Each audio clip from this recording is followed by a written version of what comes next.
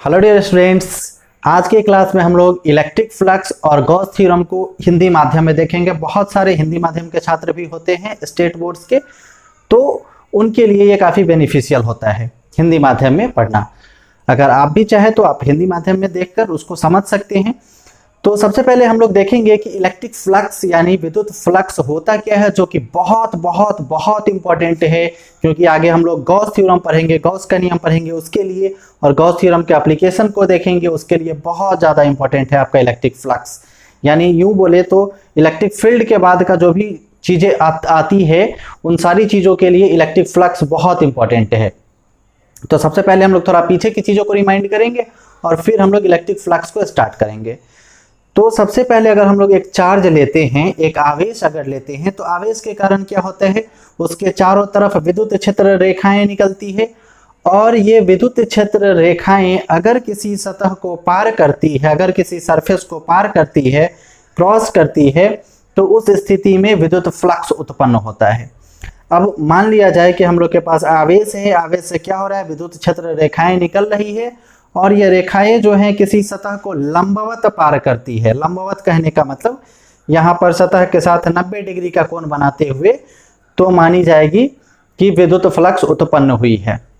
अब जैसे मान लीजिए कि इस आवेश से 10 विद्युत क्षेत्र रेखाएं निकल रही है, और 10 विद्युत क्षेत्र रेखाएं लंबवत इस सतह को, मान लीजिए कि एक आयताकार सतह है, इस आयताकार सतह को 10 विद्युत क्षेत्र रेखाएं क्रॉस कर रही है, पार कर रही है, तो माना जाएगा कि जो हमारा विद्युत फ्लक्स है, इलेक्ट्रिक फ्लक्स, उसका संख्या क्या है, 10। इलेक्ट्रिक फ्लक्स को हम लोग फाई से सूचित करते हैं। तो चलिए हम लोग सबसे पहले आप लोग हेडिंग दे दीजिए मेरे साथ, विद्युत फ्लक्स। आप बिल्कुल क्लास में जैसे पढ़ते थे वैसे ही नोट करेंगे, कॉपी पेन लेकर मेरे साथ हमेशा बैठेंगे। तो सबसे पहले हम लोग हेडिंग देते हैं विद्युत फ्लक्स। हिंदी नाम इसका फ्लक्स ही है, विद्युत फ्लक्स। इंग्लिश में इसको हम लोग बोलते हैं इलेक्ट्रिक फ्लक्स, इलेक्ट्रिक फ्लक्स। तो हेडिंग देने के बाद सबसे पहले इसका हम लोग जो परिभाषा देखे हैं उसको हम लोग सबसे पहले लिखते हैं। आप लिखना स्टार्ट करेंगे मेरे साथ। किसी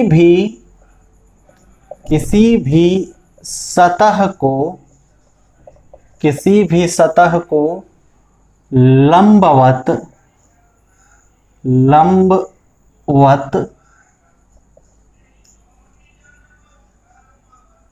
पार करने वाली, किसी भी सतह को लंबवत पार करने वाली कुल विद्युत क्षेत्र रेखाओं, कुल विद्युत क्षेत्र रेखाओं की संख्या को विद्युत फ्लक्स कहते हैं, यानी इलेक्ट्रिक फ्लक्स कहते हैं। विद्युत फ्लक्स जिसको हम लोग फाई से सूचित करते हैं। फाई कैसे लिखेंगे, ऐसे जीरो करके हम लोग बीच से इसको काट देंगे, ये हमारा फाई हो जाएगा। विद्युत फ्लक्स कहते हैं इसको। आप चाहे तो दूसरे ढंग से भी लिख सकते थे। कुल विद्युत क्षेत्र रेखाएं जो किसी भी सतह से गुजरती है उसको हम लोग विद्युत फ्लक्स कहते हैं। ठीक है, अब ये हो गई कि जब विद्युत क्षेत्र रेखाएं लंबवत गुजर रही हों तो ये परिभाषा है। अगर विद्युत क्षेत्र रेखाएं लंबवत नहीं गुजर रही हो, जैसे मान लीजिए कि आवेश से विद्युत क्षेत्र रेखाएं निकली और ऐसे कुछ तिरछा जा रही है, मतलब लंबवत नहीं जा रही है, 90 डिग्री का एंगल नहीं बना रही है, कुछ 30 डिग्री, 40 डिग्री, 50 डिग्री, 60 डिग्री ऐसा कुछ एंगल बना रही है, 30 डिग्री, 40 डिग्री, 50 डिग्री, तो उस स्थिति में हम लोग क्या करेंगे। अच्छा, इसके लिए हम लोग फिगर बनाए, तो कैसा फिगर हम लोग बनाते हैं, मान लिया जाए कि ये कुछ हम लोग इस तरह का ले लिए। ये हमारा कुछ एक सतह है, एक आयताकार सतह है, और यहाँ से विद्युत क्षेत्र रेखाएं कुछ इस तरह से जा रही है। विद्युत क्षेत्र रेखाएं कुछ हमारा इस तरह से पार कर रही है इसको। विद्युत क्षेत्र रेखाएं 90 डिग्री के कोण पे जा रही है। जैसे यहाँ पे 90 डिग्री पे जा रही है वैसा ही बाहर भी निकल रही है। इस चीज़ को आप लोग ध्यान से समझेंगे। 90 डिग्री पर जा रही है, 90 डिग्री पर बाहर की तरफ निकल रही है। तो यहाँ पर हमारा क्या हो जाएगा, ये विद्युत क्षेत्र रेखाएं हैं, और विद्युत क्षेत्र रेखाएं जब भी किसी भी सतह को पार करेंगी, किसी भी सतह से गुजरेंगी, तो जितनी संख्या में विद्युत क्षेत्र रेखाएं गुजर रही हैं उतना ही वैल्यू उसका किसका हो जाएगा, विद्युत फ्लक्स का। जैसे मान लीजिए यहाँ पर 1 2 3 4 विद्युत क्षेत्र रेखाएं गुजर रही हैं, इलेक्ट्रिक फील्ड लाइंस गुजर रही हैं, तो यहाँ पर विद्युत फ्लक्स का जो संख्या है वो क्या हो जाएगा, 4। मान लीजिए 10 विद्युत क्षेत्र रेखाएं गुजर रही होती तो विद्युत फ्लक्स का संख्या हो जाता 10। तो इसी स्थिति में अगर फिर आप फिगर बना लीजिए फटक से, इसी में हम लोग कंडीशन देंगे, यदि विद्युत क्षेत्र रेखाएं, यदि विद्युत क्षेत्र रेखाएं लंबवत नहीं हो, लंबवत नहीं हो यानी परपेंडिकुलर नहीं हो, विद्युत क्षेत्र रेखाएं ऐसे 90 डिग्री पर नहीं जाकर कुछ अलग कोण पर जा रहा हो, तो इस स्थिति में, तो इस स्थिति में विद्युत फ्लक्स,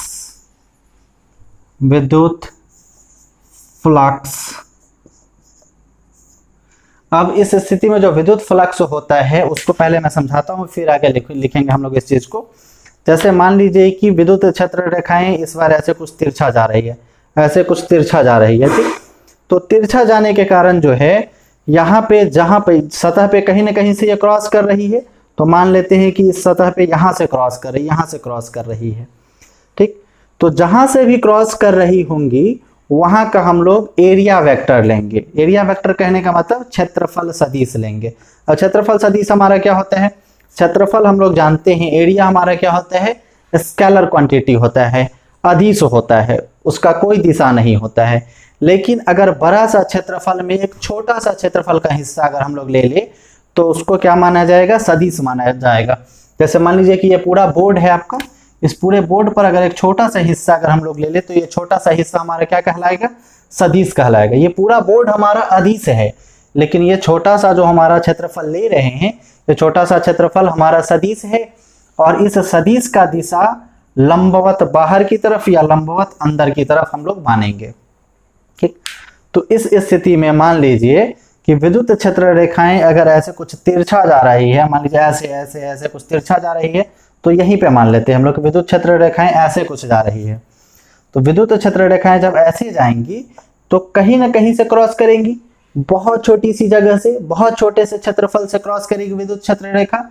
तो जहां से विद्युत क्षेत्र रेखा क्रॉस करेगी वहां पे हम लोग क्या करेंगे, एक परपेंडिकुलर ले लेंगे, एक लंबवत रेखा ले लेंगे। जो रेखा हमारा किसका दिशा प्रदर्शित कर रहा है, इस एरिया वेक्टर का, इस ये जो हमारा क्षेत्रफल सदिश है उसका। ऐसे आप देखेंगे एक बार, विद्युत क्षेत्र रेखा ऐसे गुजर रही है, तो विद्युत क्षेत्र रेखा जहां से गुजरेगी वहां पर क्या होगा, बहुत छोटा सा क्षेत्रफल होगा। और हम लोग जानते हैं बहुत छोटा सा क्षेत्रफल हमारा क्या होता है, सदिश क्षेत्रफल होता है ना, मतलब एरिया वेक्टर उसको हम लोग बोलते हैं। तो एरिया वेक्टर का जो दिशा होता है वो क्या होता है, लंबवत बाहर की तरफ।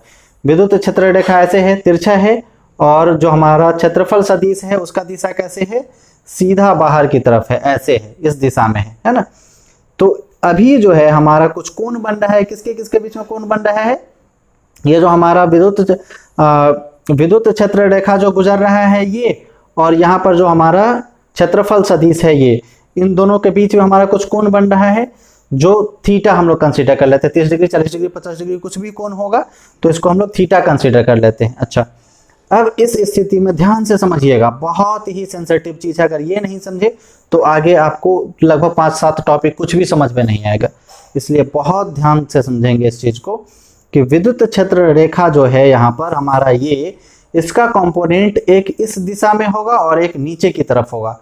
कंपोनेंट कहने का मतलब इसको जो हम लोग 2 भाग में विभक्त करते हैं, एक एक्स एक्सिस में और दूसरा वाई एक्सिस में। विद्युत क्षेत्र रेखा ऐसे कुछ तिरछा है, अब यहाँ पे एंगल हमारा क्या है, थीटा है। तो हम लोग क्या जानते हैं, इस तरह का कंडीशन आप लोग पढ़े होइएगा कि ये हमारा एक्स एक्सिस है, ये हमारा वाई एक्सिस है, और यहाँ पे जो हमारा है कुछ मान लीजिए कि पी वेक्टर है, और यहाँ पर एंगल, यहाँ पे कोण जो है वो थीटा है। तो एक्स अक्ष की तरफ हम लोग इसका कंपोनेंट, इसका हिस्सा क्या लिखेंगे, पी कॉस थीटा लिखेंगे। क्यों पी कॉस थीटा लिखेंगे, क्योंकि थीटा जो है इसके साथ, एक्स एक्सिस के साथ जुड़ा हुआ है। जिसके साथ भी हमारा कोण जुड़ा रहेगा उसमें हम लोग कॉस लगाएंगे, और जिसमें कोण नहीं जुड़ा रहेगा इसमें हम लोग साइन लगाएंगे। ये क्या हो जाएगा, पी साइन थीटा हो जाएगा, ठीक है। तो इसी चीज को हम लोग यहाँ पे इम्प्लीमेंट करते हैं। मान लीजिए कि विद्युत क्षेत्र रेखा ऐसे जा रही है और यहाँ पे हमारा ये एरिया वेक्टर है, ये हमारा क्षेत्रफल सदिश। तो इसका जो कंपोनेंट है इस एक्स अक्ष की दिशा में हमारा क्या हो जाएगा, ई कॉस थीटा हो जाएगा। एरिया वेक्टर ये जो हमारा है विद्युत क्षेत्र रेखा ई है, तो ई का हमारा कंपोनेंट इस दिशा में हो जाएगा ई कॉस थीटा। अच्छा, अब ये जो हमारा एरिया वेक्टर है, छोटा सा एरिया है, छोटा सा क्षेत्रफल है। अब हमारा बड़ा सा क्षेत्रफल को हम लोग एस से सूचित करते हैं या फिर ए से सूचित करते हैं, ए फॉर एरिया या फिर एस फॉर सरफेस एरिया। तो हम लोग जनरली एस या ए किसी भी चीज से सूचित कर सकते हैं। तो मान लीजिए हम एस से ही सूचित करते हैं। तो ये छोटा सा जो एरिया है इसको हम लोग डी एस से सूचित करेंगे। डी एस क्यों? क्योंकि जो भी हमारा बड़ा सा टर्म है, बड़ा सा हिस्सा है, उसको छोटा सा शो करने के लिए, छोटा सा टर्म में बदलने के लिए हम लोग क्या करते हैं, उसके पहले डी लगा देते हैं, डी एस। डिफरेंशिएशन तो शुरू में हम लोग पढ़े ही थे। अगर आप नहीं पढ़े होंगे तो डिफरेंशिएशन भी आपका, डिफरेंशिएशन का वीडियो है, इस पर आप लोग देख सकते हैं डिफरेंशिएशन क्या होता है। तो मतलब एक बड़ा सा टर्म को हम लोग छोटा सा टर्म में बदल दिए। एक बड़ा सा क्षेत्रफल था, उसको छोटा सा क्षेत्रफल में बदलने के लिए हम लोग डीएस लगा दिए। ठीक, तो इस स्थिति में हमारा एक क्या हो गया, एरिया वेक्टर डीएस, और दूसरा हमारा क्या हो गया, इसका ई इलेक्ट्रिक फील्ड ई जो है ई कॉस थीटा। अब दोनों का हम लोग डॉट प्रोडक्ट करेंगे। डॉट प्रोडक्ट करने का मतलब डॉट गुणन। वेक्टर में, सदिश में हम लोग पढ़े थे डॉट गुणन या फिर सदिश गुणन, अदिश गुणन। डॉट गुणन या फिर अदिश गुणन एक ही चीज का नाम है। ठीक है, तो इस स्थिति में जो है, मान लीजिए कि विद्युत क्षेत्र रेखा कुछ इस तरह से है, इस तरह से कुछ तिरछा आ रहा है, इस तरह से विद्युत क्षेत्र रेखा है हमारा। ठीक, विद्युत क्षेत्र रेखा हमारा कुछ इस तरह से जा रहा है और यहाँ पर जो वेक्टर एरिया वेक्टर है हमारा ये कुछ ऐसे है। तो दोनों के बीच का कोण हमारा कितना हो जाएगा, कुछ थीटा हो जाएगा। और इधर एरिया वेक्टर को हम लोग किससे डिनोट कर रहे हैं, डीएस सदिश से। और ये जो है हमारा विद्युत क्षेत्र रेखा, इसका कंपोनेंट अगर हम लोग इधर लेंगे तो क्या हो जाएगा, ई कॉस थीटा हो जाएगा। क्योंकि ये ई है और कोण हमारा थीटा है, तो ई कॉस थीटा हो जाएगा फाइनली हमारा, है ना। तो अब जो ds है और ई कॉस थीटा है, ds और ई कॉस थीटा मतलब फाई को जो हम लोग लिखेंगे, रफली एक बार समझा देता हूँ, फिर उसके बाद ढंग से हम लोग लिखेंगे। तो यहाँ जो हमारा विद्युत फ्लक्स है वो क्या हो जाएगा, E cos theta into ds। मतलब इसको हम लोग ऐसे भी लिख सकते हैं। ठीक है, तो इसी चीज को हम लोग थोड़ा सा ढंग से लिखते हैं। तो इस स्थिति में जो है हमारा विद्युत फ्लक्स, वो विद्युत फ्लक्स क्या होता है, यदि विद्युत क्षेत्र रेखाएं लंबवत नहीं हो तो इस स्थिति में विद्युत फ्लक्स, विद्युत क्षेत्र रेखाओं, विद्युत क्षेत्र रेखा का मान जो क्षेत्रफल सदिश की दिशा में है, जो क्षेत्रफल सदिश की दिशा में है, क्षेत्रफल सदिश के दिशा में है, क्षेत्रफल सदिश के दिशा में है, एवं क्षेत्रफल सदिश, एवं क्षेत्रफल सदिश के बिंदु गुणन, बिंदु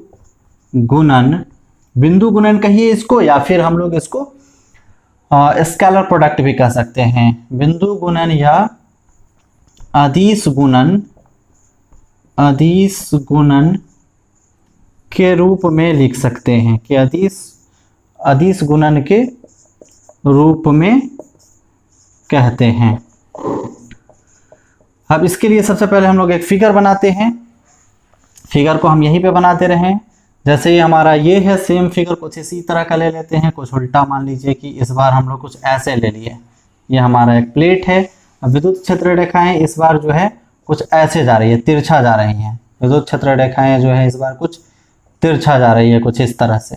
ठीक, मान लीजिए कि विद्युत क्षेत्र रेखाएं जहां से क्रॉस कर रही है, जहां से विद्युत क्षेत्र रेखाएं इस सतह को पार कर रही है, किसी भी बिंदु पर, मान लीजिए कि इस बिंदु पर हम लोग अगर ले ले, तो यहाँ पर जो है हमारा एरिया वेक्टर, जो हमारा क्षेत्रफल सदिश है, वो क्या होगा, सीधा होगा।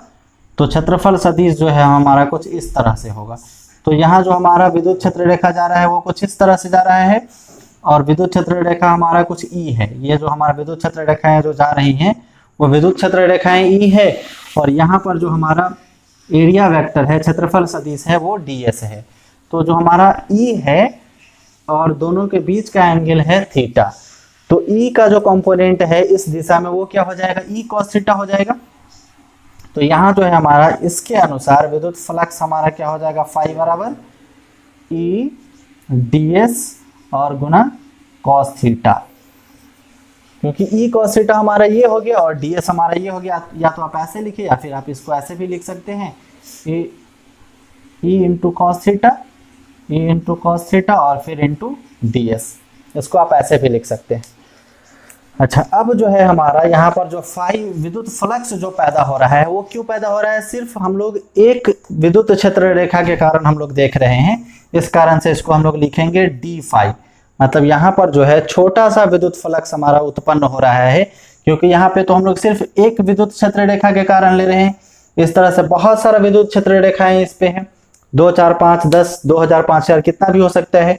तो उस स्थिति में जो टोटल विद्युत फ्लक्स है हमारा, इस कुल विद्युत फ्लक्स को प्राप्त करने के लिए हम लोग क्या करते हैं, इसको समाकलित करेंगे। ठीक, तो इस ये जो हमारा इक्वेशन है इसको हम लोग 1 मान लेते हैं। समीकरण एक को समाकलित करने पर, समाकलित मतलब इंटीग्रेशन करने पर, इंटीग्रेशन इसका जो हम लोग करेंगे समाकलित करने पर, हम लोग समाकलित क्यों कर रहे हैं, क्योंकि हम लोग पूरा विद्युत फ्लक्स चाहिए, जितना भी विद्युत फ्लक्स इस पे उपस्थित है सारा विद्युत फ्लक्स चाहिए।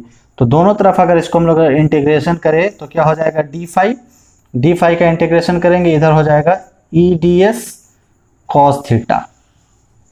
ठीक, अब इधर जो है हमारा दोनों तरफ हम लोग समाकलित कर रहे हैं, और किसको हम लोग समाकलित कर रहे हैं, ये हमारा जो क्षेत्रफल है एक बंद परिपथ है। तो बंद परिपथ को समाकलित करने के लिए हम लोग यहाँ पर ये वाला चिन्ह लगाते हैं, जिसको हम लोग बोलते हैं क्लोज्ड सरफेस इंटीग्रल, है ना। इसको हम लोग बंद क्लोज्ड सरफेस इंटीग्रल बोलते हैं, close surface integral of EDS cos theta.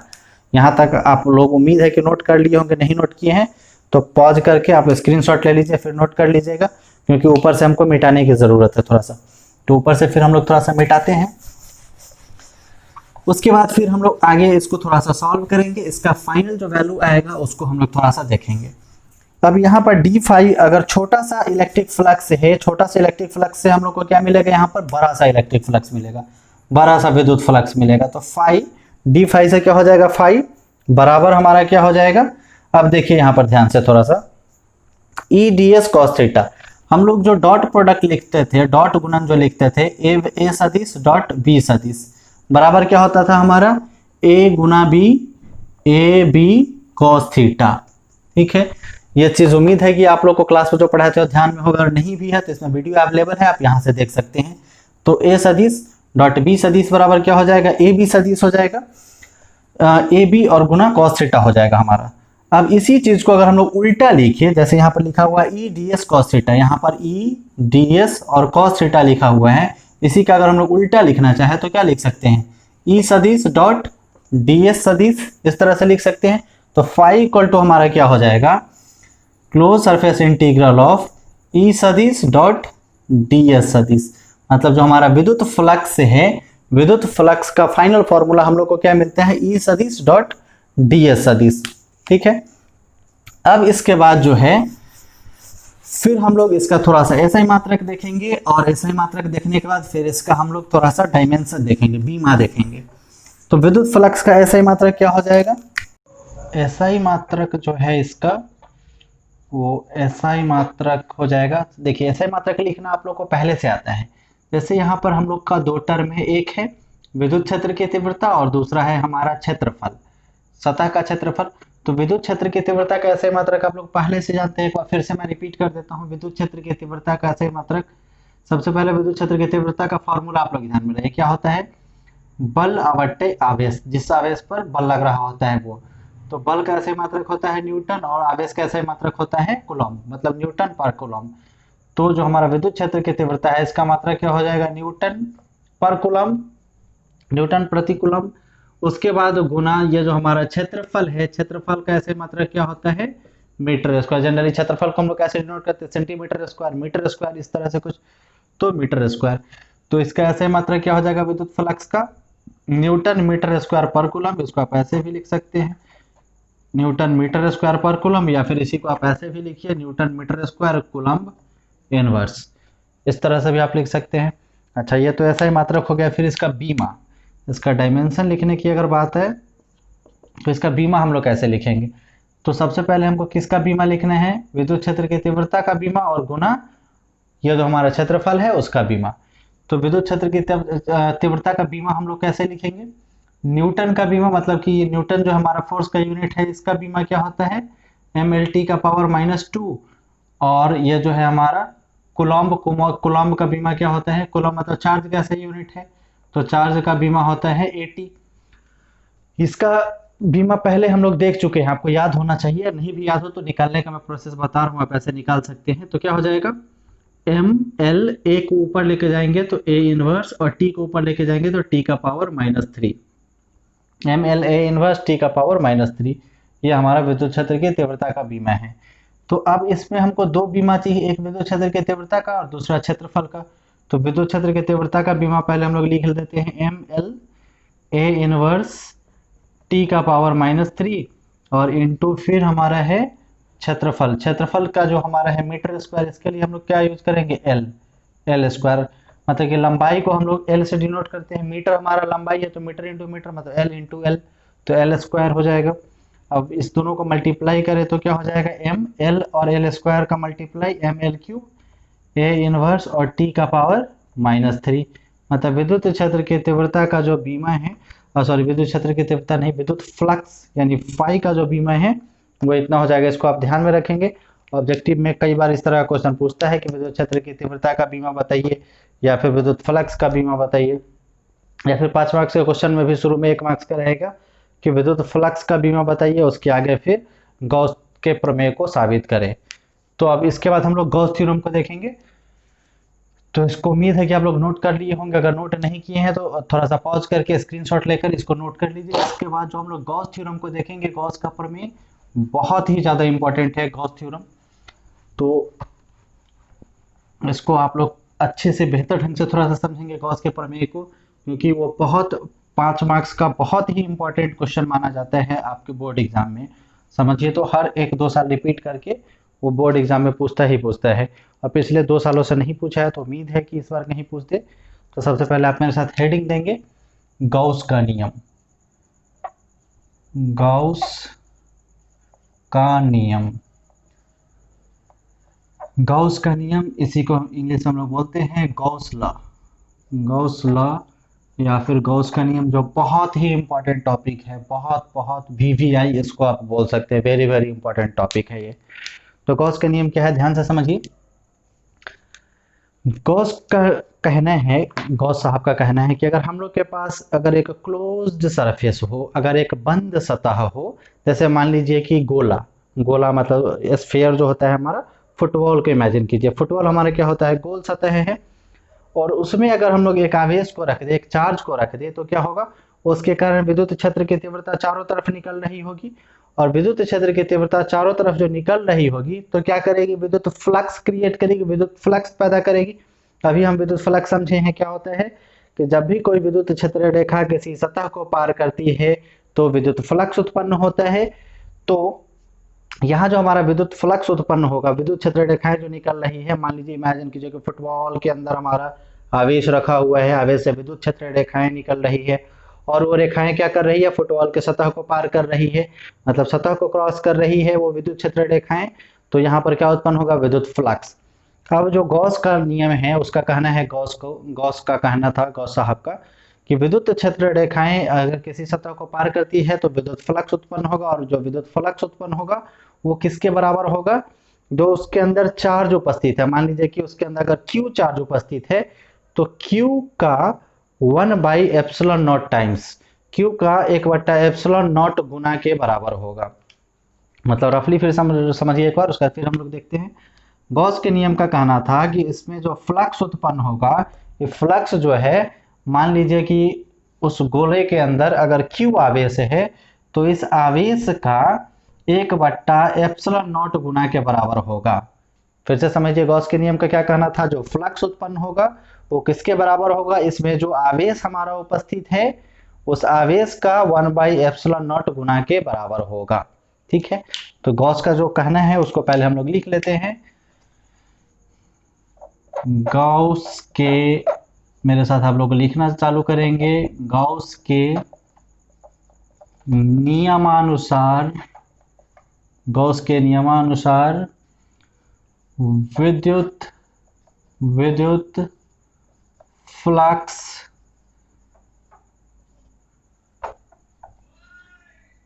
किसी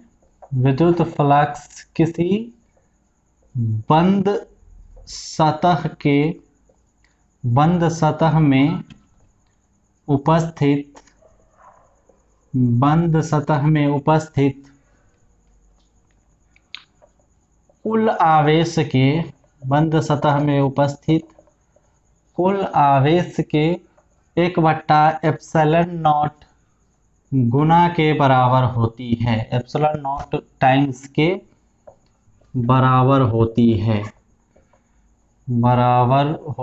है। अब ये जो कहना है इसको हम लोग एक बार फिर से देखते हैं। गॉस के नियमानुसार विद्युत फ्लक्स किसी बंद सतह में उपस्थित कुल आवेश के 1/ε0 गुना के बराबर होती है। जो गॉस के नियम का कहना है उसको हम लोग लिखते हैं कि बंद सतह में उपस्थित जो हमारा विद्युत फ्लक्स है वो क्या है, गॉस के, ये जो मान लीजिए कि एक हमारा बंद सतह है, ये हमारा कुछ गोला है। अब गोला में जो हमारा टोटल विद्युत फ्लक्स उत्पन्न होगा, तो विद्युत फ्लक्स जो है हमारा वो किसके बराबर है, इसके अंदर मान लीजिए कि आवेश Q उपस्थित है, तो इस आवेश के 1/ε0 गुना के बराबर है। तो ये जो हमारा आवेश है उसके 1/ε0 गुना के बराबर है। तो इसको अगर हम लोग लिखे तो डायरेक्टली हम लोग क्या लिख सकते हैं, Q/ε0, मतलब फाई में Q में अगर हम लोग 1/ε0 से गुना करें तो क्या हो जाएगा, Q/ε0। अब ये जो हमारा फाई का वैल्यू है वो क्या हो जाएगा, फाई बराबर Q/ε0 के। ये हमारा गॉस के नियम का कहना था। और थोड़ी देर पहले हम लोग विद्युत फ्लक्स का परिभाषा देखें। विद्युत फ्लक्स के परिभाषा के अनुसार हमको क्या मिला है, फाई बराबर, विद्युत फ्लक्स की परिभाषा के अनुसार, उसको आप पेज पलट कर देखिए। विद्युत फ्लक्स के परिभाषा के अनुसार हम लोग क्या जानते हैं, विद्युत फ्लक्स के परिभाषा के अनुसार फाई का मान कितना होता है, विद्युत फ्लक्स का मान कितना होता है। विद्युत फ्लक्स जो है वो होता है closed surface integral of E.ds या फिर E.ds cos थीटा, आप जो लिखिए, आप ऐसे भी लिख सकते हैं। अब जो है विद्युत फ्लक्स के परिभाषा के अनुसार फ्लक्स का जो विद्युत फ्लक्स जो है फाई, विद्युत फ्लक्स का मान इतना होता है, और गॉस के परिभाषा के अनुसार फाई का मान, विद्युत फ्लक्स का मान Q/ε0 होता है। अब दोनों तरफ फाई हमारा बराबर है, तो अगर हम लोग लेफ्ट हैंड साइड अगर बराबर है, बाएं साइड बराबर हो, तो हम लोग दाहिने साइड भी बराबर कर सकते हैं। तो इक्वेशन 1 इसको मान लीजिए, इसको इक्वेशन 2 मान लीजिए।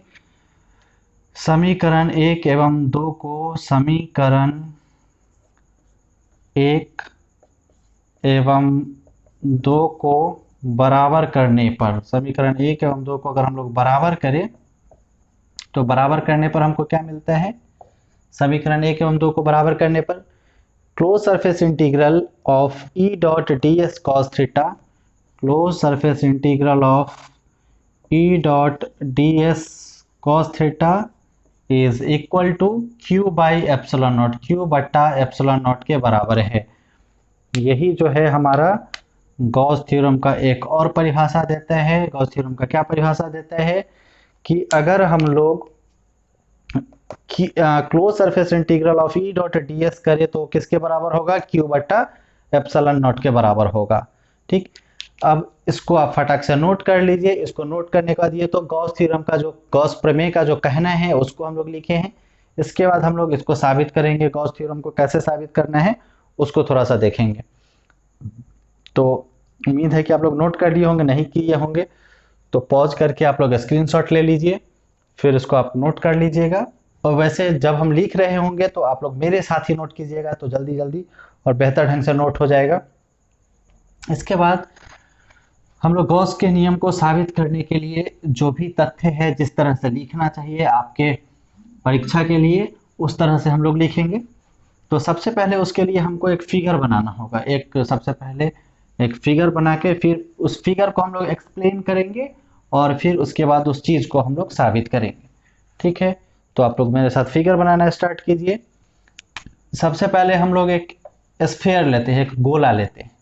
मान लीजिए कि ये एक गोला है, इस गोले के अंदर इसका जो केंद्र है उसको हम लोग O मान लेते हैं और इसके केंद्र पर जो आवेश है इसको हम लोग Q मान लेते हैं। ठीक, अब केंद्र पर आवेश है तो आवेश के कारण क्या होगा, विद्युत क्षेत्र रेखा चारों तरफ जा रहा होगा।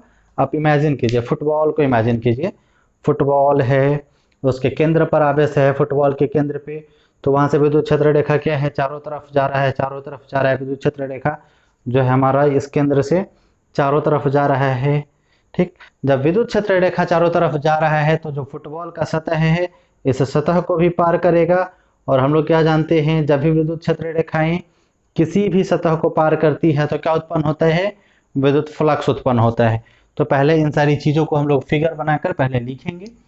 मान लीजिए कि यहाँ पे आवेश है तो आवेश से क्या हो रहा है, यहाँ से विद्युत क्षेत्र रेखाएं क्रॉस कर रही हैं चारों तरफ क्रॉस कर रही हैं। लेकिन चारों तरफ हम लोग नहीं लिखेंगे, फिगर हमारा भद्दा दिखेगा, इसलिए सिर्फ एक ही विद्युत फ्लक्स, एक ही विद्युत क्षेत्र रेखा को हम लोग कंसीडर करते हैं। विद्युत क्षेत्र रेखा ई है। अब जहां से ये क्रॉस कर रही है वहां पर क्या है, छोटा सा क्षेत्रफल है। जहां से विद्युत क्षेत्र रेखा क्रॉस कर रही है ये छोटा सा क्षेत्रफल है हमारा, और छोटा सा क्षेत्रफल का भी हमारा दिशा क्या है, इधर ही है। तो छोटा सा क्षेत्रफल को हम लोग डी से सूचित करते हैं और विद्युत क्षेत्र की तीव्रता को ई से हम लोग सूचित करते हैं। अच्छा, देखिए कंडीशन को समझिए। ऐसे विद्युत क्षेत्र रेखा ऐसे आ रही है, ऐसे आ रही है विद्युत क्षेत्र रेखा, यहाँ पे क्रॉस करती है। जहाँ पे क्रॉस करेगी वहां पर एक छोटा सा हमारा क्षेत्रफल होगा, और छोटा सा क्षेत्रफल हमारा, उसको हम लोग कौन सा क्षेत्रफल लेते हैं, एरिया वेक्टर लेते हैं, मतलब सदिश क्षेत्रफल के रूप में लेते हैं, जिसको हम लोग डी एस वेक्टर से सूचित करते हैं, डी एस सदिश से सूचित करते हैं। ठीक है, अब इस स्थिति को हम लोग यहाँ पे लिखते हैं, माना कि, या फिर मान लीजिए, जो भी आपको लिखना आप लिख सकते हैं। माना कि आप अपने भाषा में भी इस चीज को लिख सकते हैं, ऐसा नहीं है कि आपको सेम चीज रटना है, आप समझ के अपने भाषा में लिखेंगे। माना कि एक गोला, माना कि एक गोला जिसका केंद्र O है, जिसका केंद्र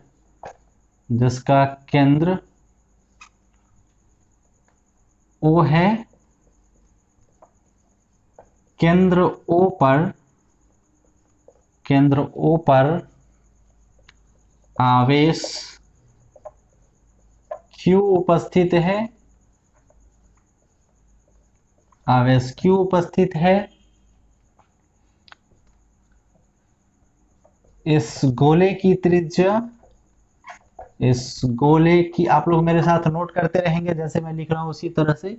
इस गोले की त्रिज्या R है। यह जो हमारा गोला है इस गोले की त्रिज्या क्या है, R है। इस गोले की त्रिज्या R है।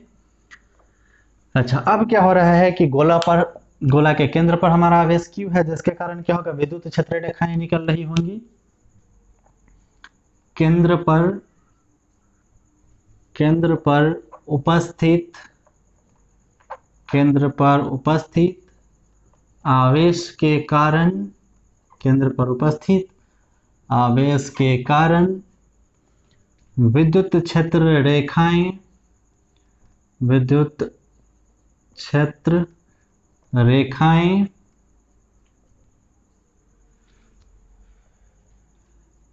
क्षेत्र रेखाएं ये जो हमारा गोला है इसको सारी दिशाओं में क्रॉस कर रही होगी। विद्युत क्षेत्र रेखाएं गोले के सतह से गुजरती है, गोले के सतह से गुजरती है, जिसके कारण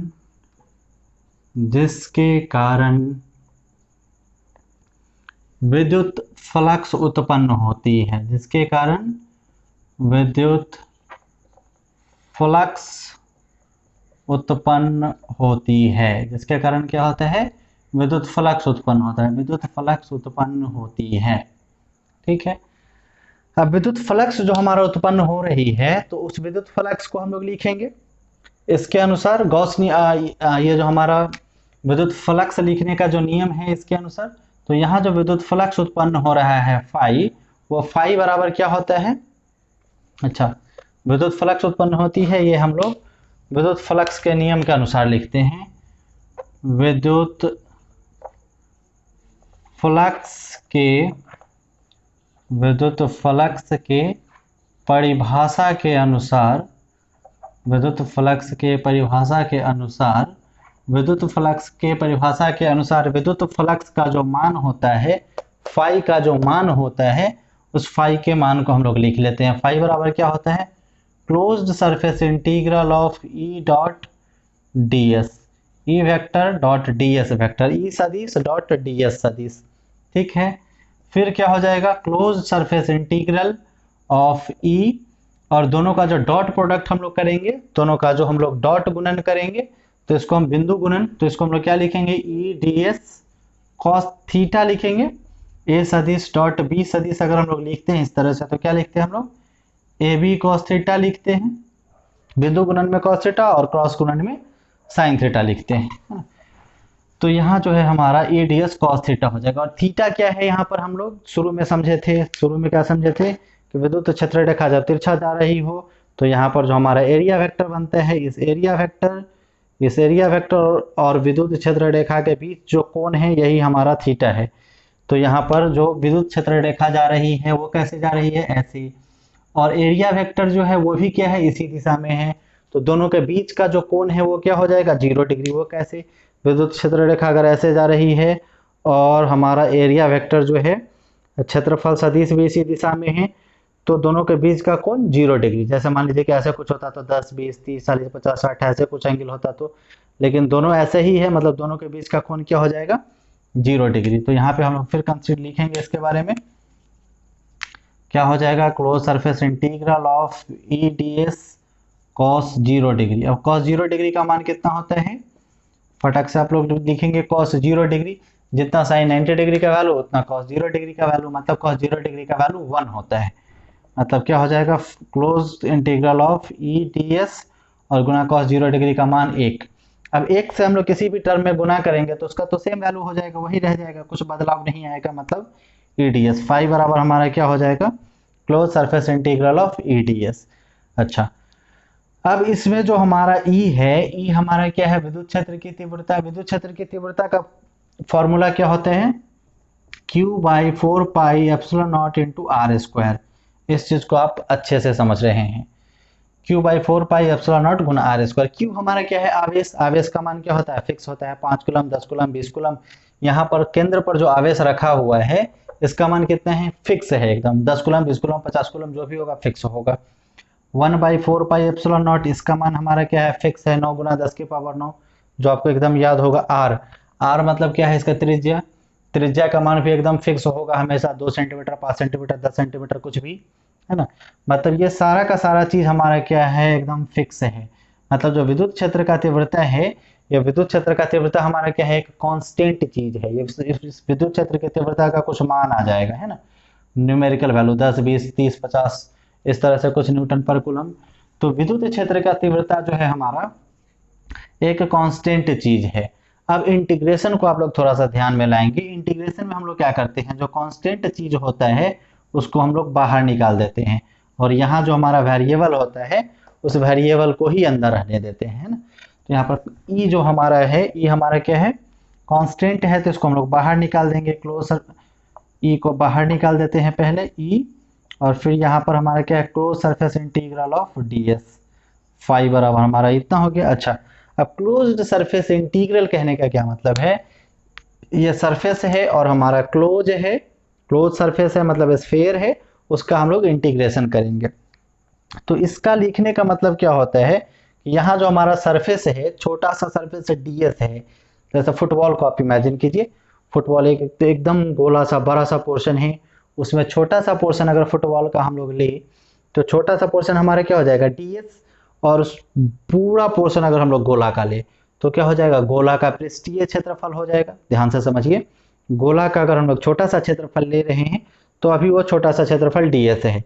अगर बड़ा सा क्षेत्रफल एस ले, गोला का पूरा क्षेत्रफल ले, तो हम लोग क्या करेंगे, वैसा छोटा छोटा छोटा छोटा सारा पोर्शन को एक साथ जोड़ देंगे, और एक साथ जोड़ देंगे तो हमको क्या मिलेगा, गोला का बड़ा सा पोर्शन मिलेगा, है ना। तो यहाँ इंटीग्रेशन का मतलब है कि छोटा सा पोर्शन जितना है उन सारे छोटे छोटे पोर्शन को हम लोग आपस में जोड़ देंगे, और आपस में जोड़ने के बाद जो हमारा क्षेत्रफल आएगा वो किसका क्षेत्रफल आएगा, गोला का गोला का पृष्ठीय क्षेत्रफल आ जाएगा। ठीक है, इसी बात को हम लोग इधर लिखते हैं, इसी बात को हम लोग अब इधर लिखते हैं। क्या लिखेंगे, फाई बराबर ई गुना गोले का पृष्ठीय क्षेत्रफल, गोले का पृष्ठीय क्षेत्रफल, ई गुना गोले का पृष्ठीय क्षेत्रफल लिखेंगे। तो ई तो हमारा ई है ही, ई हमारा ई रहने ही देते हैं, इसके वैल्यू को हम लोग नहीं डालते हैं कुछ भी। और इसका जो गोले का पृष्ठीय क्षेत्रफल है ये आप लोग 10th में खूब पढ़े थे, क्या होता है गोले का पृष्ठीय क्षेत्रफल, 4 पाई आर स्क्वायर। मतलब फाई बराबर क्या है, ई गुना 4 पाई आर स्क्वायर। ठीक है, अच्छा अब जो है यहां से हमारा वैल्यू हमारा क्या फाइंड होता है, विद्युत क्षेत्र तीव्रता।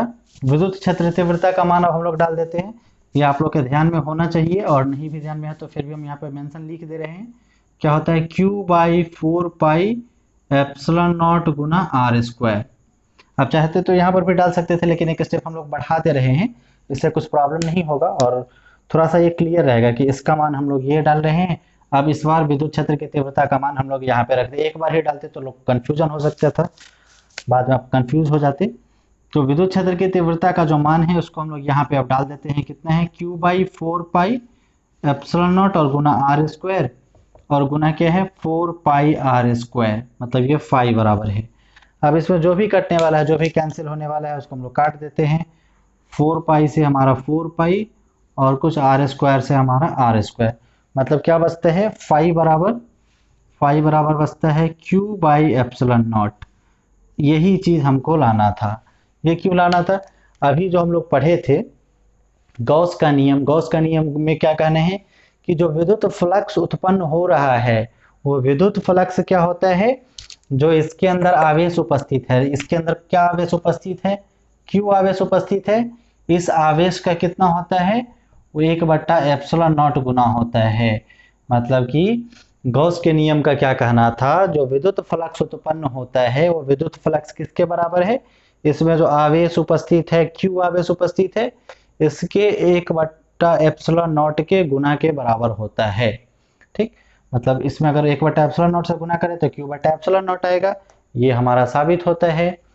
तो इसी को आप नोट करेंगे और इसी तरह से आप लिखेंगे, अतः सिद्ध हुआ, यहाँ पे आप लिख सकते हैं नीचे, अतः गॉस प्रमेय सिद्ध हुआ, अतः गॉस का नियम सिद्ध हुआ, अतः गॉस का नियम सिद्ध हुआ, अतः गॉस का नियम सिद्ध हुआ। इस तरह से आप लोग इसको लिख लेंगे। उम्मीद है कि आप लोग मेरे साथ नोट कर रहे थे, और नहीं भी कर रहे थे तो आप पॉज करके फटाक से स्क्रीनशॉट लेकर इसको नोट कर लीजिए। और बहुत ही इंपॉर्टेंट टॉपिक है, इसको आप निश्चित रूप से ही अपने जहन में हमेशा रखिएगा, क्योंकि हो सकता है इस बार ये आपके बोर्ड एग्जाम में आ भी जाए, क्योंकि हर 1-2 साल रिपीट करके आता है, हर 1-2 साल बीच करके, है ना। और फिर गॉस नियम को अच्छे से इसलिए भी समझना जरूरी है क्योंकि इससे रिलेटेड इसका जो एप्लीकेशन है, अनुप्रयोग जो है, 4 अनुप्रयोग भी हम लोग इसका पढ़ेंगे, जो कि बहुत इंपॉर्टेंट है। अनुप्रयोग भी कई बार पूछा हुआ है आपके एग्जाम्स में, तो वो भी देखेंगे। तो जब ये आपके ध्यान में रहेगा तो आपको थोड़ा सा आसानी से आप उन चीज़ों को समझ सकते हैं। ठीक है, तो फिर मिलते हैं हम लोग कल वाले क्लास में, नेक्स्ट क्लास में। तब तक आप लोग अपना ख्याल रखिएगा, अच्छे से रहिएगा, तब तक के लिए बाय बाय।